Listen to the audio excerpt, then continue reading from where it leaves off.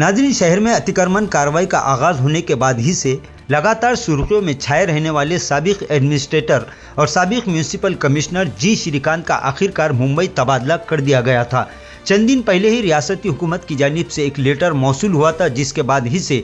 बरसर इख्तिदार सियासी पार्टियों के दो बड़े नेता यानी बीजेपी के दो मंत्रियों ने रियासती हुकूमत से इस तरह का मुतालबा किया था कि वो फौरी तौर पर एडमिनिस्ट्रेटर और साबिक म्यूनिसिपल कमिश्नर जी श्रीकांत के तबादले पर रोक लगा दे। लेकिन रियासती हुकूमत का फैसला हो चुका था और आखिरकार